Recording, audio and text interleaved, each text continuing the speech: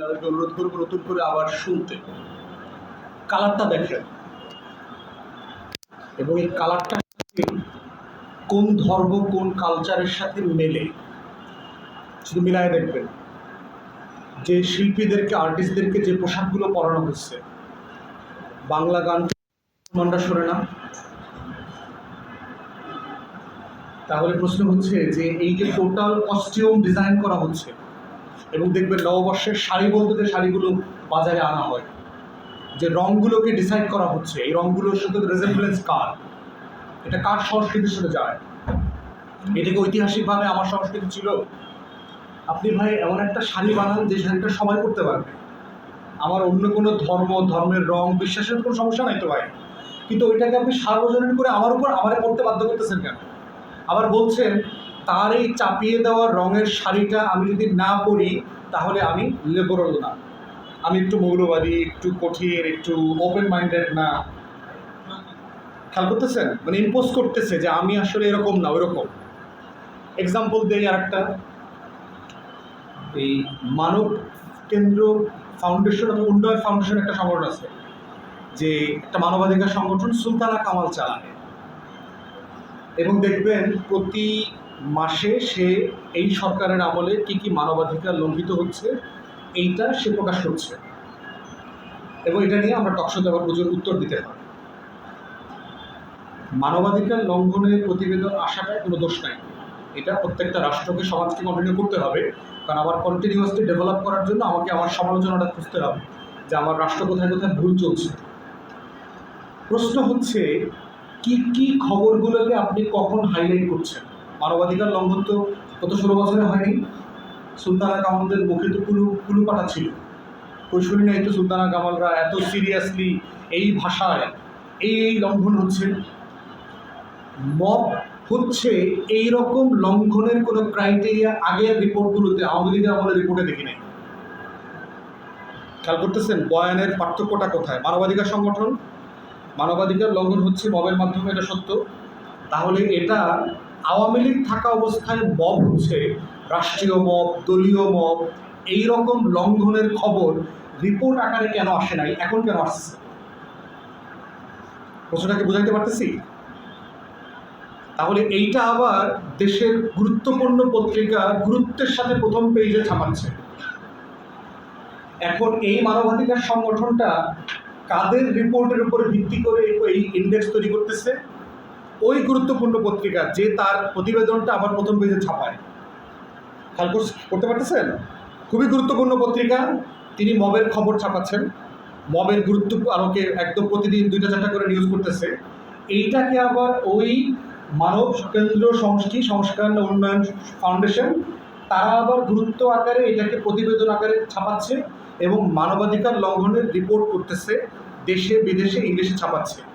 ওই রিপোর্টের প্রতিবেদনটা আসার পরে ওইটা আবার ওই সকল পত্রিকার প্রথম হেডলাইন নিউজ, যে দেশে অমুকের রিপোর্ট, মানবাধিকারের এই লঙ্ঘনগুলো হয়েছে। এইটাকে কেন্দ্র করে আবার সারাদিন বিভিন্ন টেলিভিশনে বাইট রিপোর্ট যাচ্ছে, রাতের বেলা আবার টকশোতে ওইটা হলো প্রথম আলোচ্য সূচির বিষয়। বুঝাইতে পারতেছি? তাহলে বিষয়টা কি? এটাকে মানে খুবই নিরপরাধ একটা বিষয়, জাস্ট কোইন্সিডেন্স। সব ভালো মানুষরা চিন্তা করছে যে মাগরিবের আজান দিছে, নামাজ পড়তে হবে। ব্যাপারটা কি এরকম? মহল্লার সব ভালো মানুষ, আজান হয়েছে, নামাজ পড়তে হবে। ব্যাপারটা কি এরকম একটা জিনিস? না, এটা একটা আরোপিত জিনিস, পরিকল্পিত জিনিস। কেন সাডেনলি বলতেছে বাংলাদেশের ইতিহাসে এত সুশীল, সেকুলার, লিবারাল মানুষদের সরকার কোনোদিন ছিল না, কোনোদিন ছিল না ইতিহাসে। আওয়ামী লীগের সরকার এর থেকে মৌলবাদীতে বেশি ভরা ছিল। সেই সরকারটাকে বলতেছে যে এই সরকার দক্ষিণপন্থীদের, জঙ্গিদের, মৌলবাদীদের উত্থানে সাহায্য করতেছে। খেয়াল করতেছেন? তাহলে এই সরকারটা কি করছে? এই সরকারটা আসলে গণতন্ত্র অ্যালাউ করছে। এখানে হেফাজত মহাসমাবেশ করতে পারতেছে, বিএনপিও মহাসমাবেশ করতে পারতেছে, চরমনাইও পারতেছে, জামাত শিবিরও পারতেছে। যদি বিএনপির বড় বড় মহাসমাবেশের পরে দক্ষিণপন্থীদের উত্থান, এই রিপোর্টটা তো আসে না।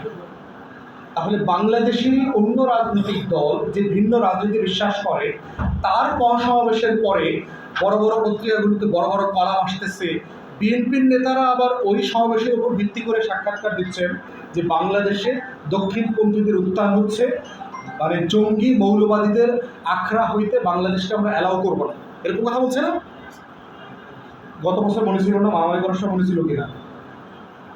যখন মারামারি চলতেছিল তখন এই কথাগুলো মনে ছিল কিনা যে দক্ষিণপন্থীদের সাথে আমরা কোনো লড়াই করবো না? বাস্তবতা তাই হওয়া দরকার না? আমি যদি কোনো বেশ্যার সাথে না শুই, আমি কি এটা অমাবস্যা শুভ না, না পূর্ণিমাতেও শুভ না, কখনো শুভ না? যারা বেশ্যার সাথে শোয় না তারা কোনো আমলেই শোয় না। তাহলে সাডেনলি আগে পুত পবিত্র ছিল, বউ হওয়ার মতো ছিল, এখন সাডেনলি জামাত ইসলামপন্থীরা চরমনায় সব বেশ্যা হয়ে গেছে, ওরা আর আধুনিক হয়ে গেছে, ওরা মৌলবাদী হয়ে গেছে। তাহলে খেয়াল করতেছেন এই যে স্লাট শেমিং এর পলিটিক্স, ইন্ডিভিজুয়ালি একটা মেয়েকে স্লাট শেমিং করতেছে, কালেকটিভলি একটা বড় বড় অংশকে স্লাট শেমিং করতেছে, পলিটিক্যালি তাকে অপর করতেছে, তাকে অন্য জিনিস বানাচ্ছে, তাকে মৌলবাদী বানাচ্ছে, তাকে জঙ্গি বানাচ্ছে, সে গণতন্ত্রের শত্রু, সে দক্ষিণপন্থী, সে ভারতের নিরাপত্তার হুমকি। এবং এই সুশীলরা যখন বলে দক্ষিণপন্থীদের উত্থান, ওরা আসলে কী মিন করে? ওরা মিন করে এরা হইল ভারতের নিরাপত্তার হুমকি, ওরা এইটা মিন করে। ওরা কিন্তু বাংলাদেশের নিরাপত্তা নিয়ে চিন্তিত না। এবং এটার জন্য যদি ভারতকে ইনভলভ করা লাগে, পশ্চিমাদেরকে ইনভলভ করে আগামী ফেব্রুয়ারির পরে অপারেশন ক্লিন হার্টের নামে কয়েক হাজার ইসলামপন্থীরা মারা লাগে, মারবে, মনে রাখবেন, নিশ্চিন্তে মারবে। যদি আবার গুম করার নাটক করতে হয়, এবং দেখবেন সেদিন গুমের আর কোনো সমালোচনা হবে না, কারণ এই গুমটা হলো হালাল গুম। আওয়ামী লীগের আমলে গুমটা ছিল হারাম গুম। এখন ওই স্ত্রী এখন বেশ্যা হয়ে গেছে, ওরা এখন গুম করা যাবে। নতুন দলের রাজনীতি যারা করতেছেন তারা কিন্তু ওই ইন্ডিয়ান ফ্রেমের পলিটিক্স করছে। এই জন্য আমরা যখন বারবার বলছি, বড় দলগুলো সবগুলোকে বলছি যে জুলাই সনদের অধীনে নির্বাচন হইতে হবে, জুলাই সনদের অধীনে সংসদ তৈরি হইতে হবে, জুলাই সনদের অধীনে শপথ হইতে হবে, তারা এটা মানতে পারে না। তারা দৌড়ায় খালি ৭২-এ চলে যায়, কারণ ৭২-এর ন্যারেটিভের সাথে ভারতের আশ্বস্তি আছে যে তাকে তোমরা ক্ষমতায় আনবো যদি তোমরা এই ফ্রেমে থাকো। তোমরা ক্ষমতা আসার সমস্যা নাই, কিন্তু এই যে আওয়ামী লীগের দিল্লির যে ফ্রেম, এই ফ্রেম থেকে তুমি বের হয়েও না। ওই ফ্রেম থেকে বের হইলেই তোমাকে আমি নিরাপত্তার হুমকি বানায় দিব, তোমাকে আমি জঙ্গিবাদের সমর্থক বানায় দিব। আপনি চিন্তা করে দেখুন তো, এখন কোনো পত্রিকায়, ওই যে বড় বড় পত্রিকাগুলো আছে গুরুত্বপূর্ণ, বিএনপি জামাত একসাথে লেখে? খেয়াল করে দেখেন তো, কোথাও লেখে বিএনপি জামাত মৌলবাদী গোষ্ঠী? জিয়াউর রহমান ওই ৭১ সালে শর্ট ছিল, মুক্তিযুদ্ধ করে না, এই কথা লেখে? খালেদা জিয়া সম্পর্কে কোনো বাজে কথা লেখে?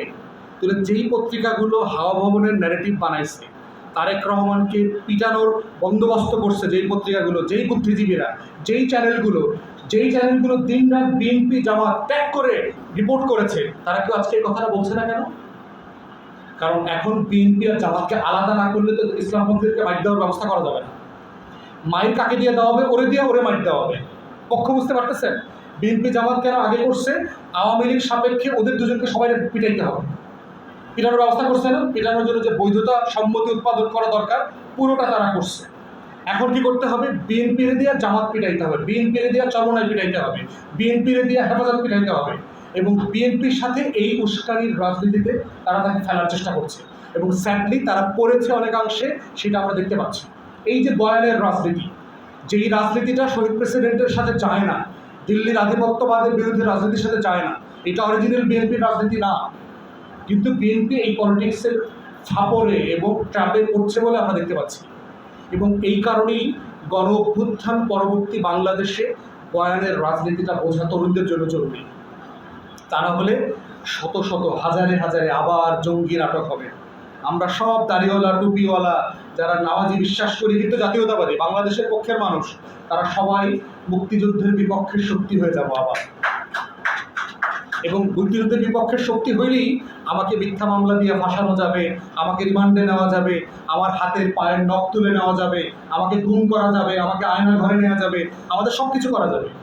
আমাদের ব্যাপারে বিভিন্ন গোয়েন্দা সংস্থা আছে না, ডিজিএফআই বিভিন্ন জায়গা থেকে এনএসআই, এরা বিভিন্ন জায়গায় বলে বেড়ায়, অনেকটা কথা বলে, দেখবো তো নির্বাচনী কেন্দ্রিতে চাইলে হারিয়ে দিতে পারবে না? পারবে তো? ইলেকশন ইঞ্জিনিয়ারিং তারা জানে না? তারা বাংলাদেশের পক্ষে যুদ্ধ করতে না পারলেও দিল্লির পক্ষে যুদ্ধ করার অভিজ্ঞতা তো 16 বছর ধরে আছে। অতএব হয়তো দেখবেন আমি 3 বস্তা টাকা লইয়া গাড়ি সহ ধরা পড়ছি, দেখবেন সাথে 2টা বেশ্যাও ছিল। এরকম একটা নিউজ পত্রিকা দেখবেন, সাথে 3টা অস্ত্র পাওয়া গেছে। বোঝা গেছে? তাহলে এইটা নিউজ দেখার পরে আপনারা আবার হার্ট অ্যাটাক করেন না, ভাই আগেই তো ভালো ছিল। বুঝতে পারতেছেন? এইটা হলো বয়ানের রাজনীতি। অথবা আমি শেষ করে ফেলতেছি, মানে মোটা দাগে হচ্ছে, আমি যেটা বলবার চেষ্টা করছি, সব কিছুকে সাদা চোখে দেখবেন না। বাংলাদেশে এখনো 111-এর নতুন নাটক মঞ্চস্থ করবার জন্য চেষ্টা করা চলতেছে। 111 হইতে হইলে যেই বয়ানকে প্রতিষ্ঠিত করতে হবে, যেই গল্প বানাইতে হবে, যেই মানুষকে শত্রু বানাইতে হবে, সেই শত্রু বানানোর কাজ দিন রাত চলছে। এবং গত সপ্তাহে দেখেছেন প্রচুর নড়াচড়া, দেখছেন না? হে হের লগে দেখা করে, হে হের লগে দেখা করে, হে হের রিপোর্ট দিতে যায়, হে হের লাগে আমার গোপনে মিটিং করে। প্রশাসনা দেখছেন না? এত মিটিং কেন?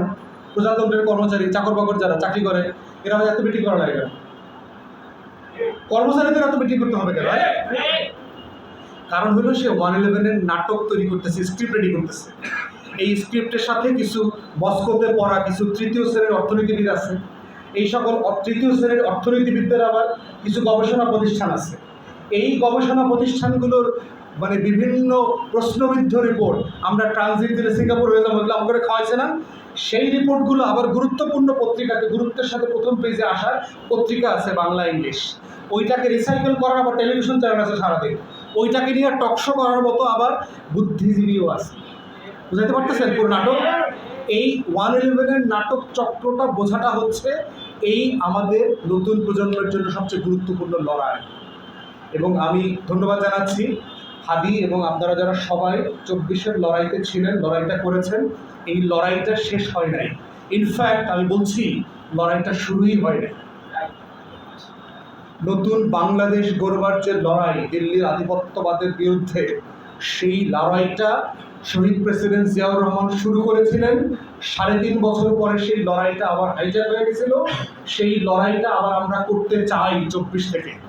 অতএব সেই লড়াইটা 24-এর গণঅভ্যুত্থানের পক্ষের তরুণদেরকে বুঝতে হবে যে আমাদের লড়াইটা বারবার কেন হাতছানি হয়ে যায়। আমরা নকশাতে গেলাম, একটা মেয়ে প্রশ্ন করলো, ভাই যা বললেন খালি লড়াই করতে বলেন, এই লড়াই করতে করতে তো জীবন শেষ হয়ে যাবো, জীবনটা এনজয় করবো কবে? এখন যে মেয়েটা ধরেন ডাকসুরে ক্যান্ডিডেট মনে করছে, সে কিন্তু এখন বড় কষ্টে আছে যে ডাকসুতে নির্বাচন হয়, এটা কত স্ট্রেসফুল কাজ, কারে ভোট দিব, কাউরে চিনি না, তার জন্য এটা স্ট্রেসফুল না? ডাকসু কত একটা আরামের জায়গা ছিল, চাইতাম চা কফি খাইতাম, এখন ওখানে গিয়ে আবার ভোট দেওয়া লাগবে, আবার কাউরে চিনি না, ব্যক্তিরেও চিনি না, দলও বুঝি না, রাজনীতিও বুঝি না। এই যে বিশাল না বোঝা ডাকসু যাতে নির্বাচন হয়, এই বিশাল গোষ্ঠী আছে না, এই গোষ্ঠী যদি বয়ান না বুঝে, তারা তো ঢিল মারতে আসছিল গত বছর, ওরা আগামী ঢিলটা কিন্তু আবার আপনার বিরুদ্ধে মারবে, মনে রাখেন।